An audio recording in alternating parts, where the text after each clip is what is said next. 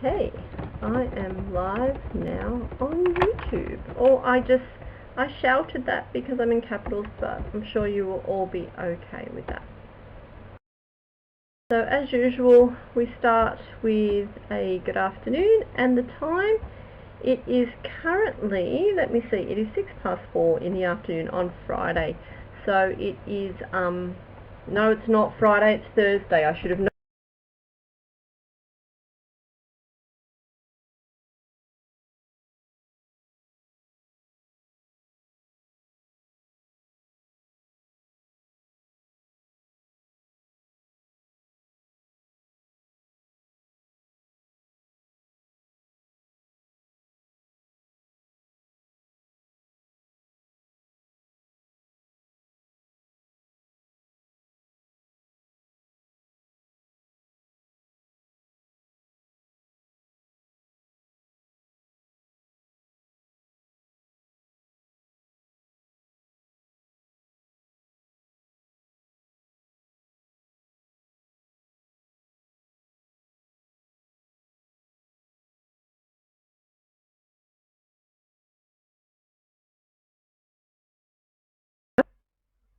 So there it is. I hope you guys can hear me. I realise I haven't plugged in the microphone, so I'm hoping that you guys can hear me. If you can't, please can someone let me know. Let me just put up there. Can you hear me today? Anyway, so back to the right video I should have open. Oh, there's all things just come up instantly. Sorry, it's very hard to watch the video camera, watch the comments, and watch everything. Anyway, as I said, I'm here to do a review of, I'm not very professional at this. Let me get it on camera. There we go. So Stephen King's Full Dark, No Stars. This has been sitting on my shelves. I have a whole room. I essentially have a library. There's about 8,000 books. This has been sitting on my bookshelf for a very long time. I have about a bookcase, a shelf and a half, because it's like a full wall of Stephen King, and this was just sitting there. I had no idea what it was. I bought it because of Stephen King, and I think I probably paid like about $3 for it. Anyway, I decided to pick it up the other day. As you all know, with a friend of mine, Clay, we're both planning on reading 20 books this year, which for me has been massive because I used to read easily 20 books every single year. But then with writing and uni and full-time work and children and all that sorts of stuff, it's very hard to get time to read. And I had made no other New Year's resolutions this year. So when Clay put up that he was going to read 20 books this year, I thought, what a fantastic idea. So again, I digress. So I read this book. Now, I took this book with me on my cruise to New Zealand, which was about 3 weeks ago now. So I finished the book during that. Now, it's 4 novellas in one. So it's along the lines of his Different Seasons and 4 Past Midnight. This one has, it has 4 stories in it. 1922 is the first one, then Big Driver, Fair Extension, and A Good Marriage. Now, A Good Marriage, which is the final story in here, has been made into a film, which was actually quite good. I saw the film before I read the book, so I had like the characters in mind, and there was a couple of things that I had forgotten about in it. 1922, which is the first story in this book, is about a man on his farm and the lengths he goes to get rid of his wife. Now, there's actually quite a theme in this book, because the first story and the last story are quite similar in the thread about marriage and wives and husbands and all that sort of stuff. But 1922 is a fantastic story, and I mean, it opens with him saying that he deserves to die because he killed his wife, so that's not a big, spoiler. But it was a fantastic story, and it takes you through this man's thought process, what he thought, what he had to do, and how the events in his life actually take a massive horrible tangent. And then in true Stephen King style, the ending is absolutely brilliant, which is the reason I love Stephen King's books beyond the horror. I mean, I love horror stories, that's for sure, but his novellas and things like Shawshank Redemption and 11/22/63 all have fantastic endings, and I think it's so satisfying. So this is certainly, I wish I had read this many, many years ago. I'm so disappointed I waited so long knowing how good it was. Not that I didn't know it would be good, but it was just, I didn't realise it was 4 short stories. So taking that away on a holiday was a fantastic idea. So it is certainly an easy read. It's a bit traumatizing. Big Driver is quite a rather brutal story. Those that like true crime books will actually like that one. It's not based on a crime, but it's a crime that would happen a lot everywhere in this world. And the 4th one, which instantly I forget, is called A Fair Extension, is also a good little short story. That one's only 30 pages long. That's like an afternoon read for most people. That is a fantastic little quirky story, and it's actually similar to a story I started to write. It's got a bit of a Needful Things link to it. For those who read that book, which is a very, very fat book, that was a fantastic book, or saw the film of the same name. But anyway, certainly worth reading it. I now even forget how many stars I do, if I do 5 or 10 stars. But I would say out of, I think it's usually 5 stars like an Amazon. I would certainly give this 5 out of 5 stars. I think this was a fantastic book, and it is going to be one that I read again. As I said, it's a very easy read. It's very quick because it is 4 stories. You can do it quite quickly. It's about 400 pages. Yeah, 340 pages in total, so it's nothing, absolutely nothing. And each story is about, as I said, one's 30 pages. I think 1922 could be the longest story in the book.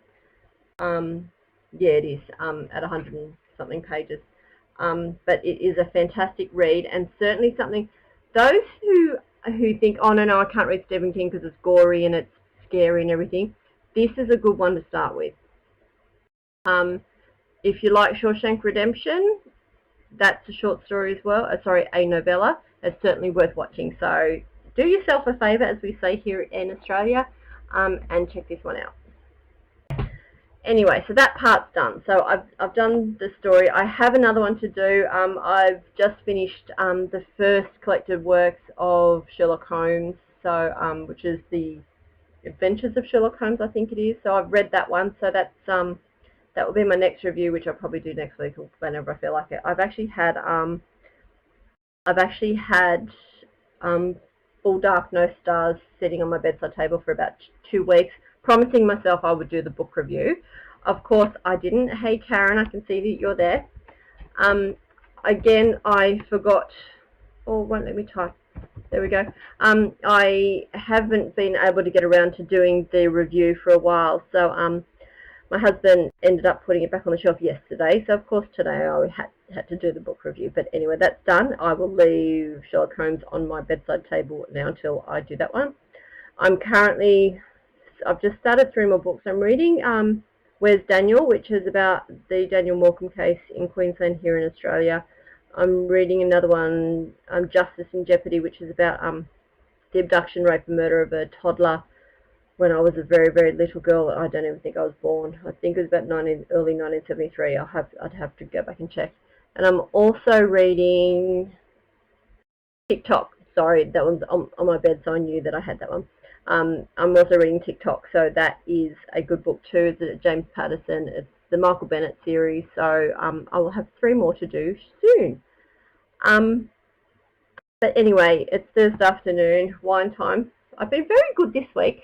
I've done about 3.5k each lunchtime. I have no idea what that is in miles. It's probably, I don't know, about 1.2 miles or something. I'm sure someone can tell me. Hang on, let me do a miles, 2 kilometres conversion for us, so we know conversion. So I do 3.3 kilometres. Oh, I'm running 2 miles a day, which is no, long distance massive run, but I only have half an hour in which to do it, so in each lunchtime, so I'm a bit still red because it's very hot here. But I've been doing that each lunchtime, so I've done 8 miles so far this week, as well as 2 dance nights. I should be really, really skinny. I have no idea whatsoever that is stopping me getting skinny. But anyway, I've also, this week, I've been working on one of my older books. I wrote a book, well, I wrote it about 2005, but it was published in 2008, called Innocence Lost. And there's a lot of cases in, it's a book on Australian crime, and there's a lot of cases in that can be updated. Daniel Morecambe's in my book as a missing person. Well, now a man's in jail and we found his body and all of that. So there's a couple of cases like that in it that can be updated. And now I wrote that before sort of massive internet and everything and Facebook and things like that. So there's a lot of extra stuff I can add to that I'm going to do. So I'm currently working on that book. Oh, sorry, I'm still hot. I've been running around all afternoon. I have to cook dinner soon, and so there's a few that I need to update, but that book I'm hoping to get out. Well, it just depends on Rope. As you know, I've got another book that should have been out last year, but it's not out yet. It's still with the editor, and I'm waiting for that one to come out because I don't know, because when I get handed that one back, if there's anything else I need to do, it really needs to have a rather fast turnover. So I'm waiting to see what that one does, but once that one's gone, I can give my full attention to the update of Innocence Lost. And I'm after a title. Those are friends of mine on Facebook. You know that I've asked for some title suggestions. A couple of good ideas, but there's not that one yet that I thought, yep, that's the one. So keep thinking. It needs to have words like murder and death and blood and stuff like that in the title, because that seems to sell better than having a really nice artistic name. So artistic names are great for fiction, but not for non-fiction, because you really need to learn how to, like, people won't buy non-fiction if they don't know what it's about. So a book that says death in the title, serial killers, it's a bit obvious and people will pick it up. For example, I bought a book the other day that looked like it was about serial killers, and it ended up being about a man's fight for justice against a school or something, and yeah, it was just a bad title for the book. Probably something I'll never read, but hey, I'm happy to buy it. I'm supporting an author, so that's all that sometimes I get to do.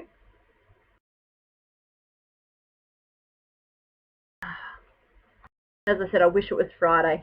That's why I like doing these on Thursdays, because it's so close to the weekend, but it's not quite here. I've just got one more day to go. Big day at work tomorrow, but it's always that way. When I'm not writing and when I'm not YouTubing, I have a full-time job as well. I'm actually going to do a video on, it's a thing that people do on like 50 things about the YouTuber. So I'm going to do like, I forget I'm reverse on this camera. So I'm going to do a thing like, I have a collection of heads. I don't know if you can see. There's 2 Shakespeare's up there. There's a couple of phrenology heads. There's some terracotta warriors, and Charles Dickens is there, and down the front is Sherlock Holmes. So it's just things like that I'll tell you about that. Like that, I do have a collection of heads.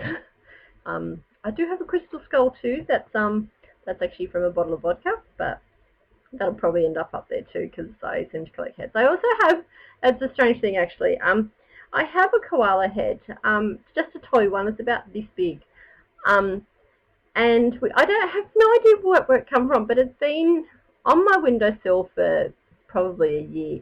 It's usually often in a pot plant I have. Karen's asking, do I have any shrunken heads? These are all little, these ones behind me, but no real shrunken heads. One day I will, but I think customs in Australia won't let me have it, but it would be a good thing to do. But yeah, this koala head I have, my husband and I actually hide it around the house, and the other person has to find it. Like I found it the other day on like on a wine bottle in the fridge and stuff like that. So I've currently got it on the head of a trophy. It's a football trophy or something. So instead of a head, it's got a koala head. I can't fake a shrunken head, Karen. But my husband hasn't found it yet, and he doesn't know. It's right at the front door, but it's on the bookshelf. So with all of the books and everything, it's probably quite hard to see. First class down, didn't even touch the sides. But anyway, yes, so he hasn't found it for about 3 days now, but it's right at the front door. So I think it's really, really funny. Oh, hang on a sec. There seems to be a glitch in the view, so let me just chuck up an ad.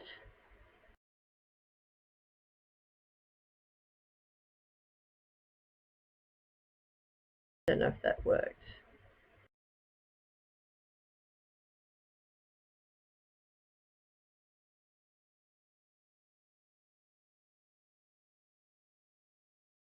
I'm hoping that worked. I've never chucked up an ad before, but I've been told that if I'm buffering badly, I need to chuck up an ad. Now, I shouldn't be buffering, but it's still coming up quite bad. Anyway, that might be the push I need.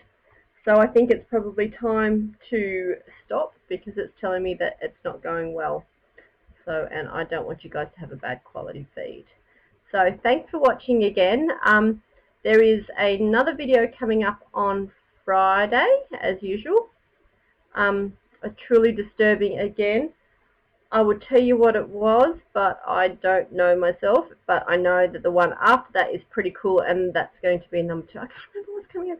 I think it's actually more haunted toys.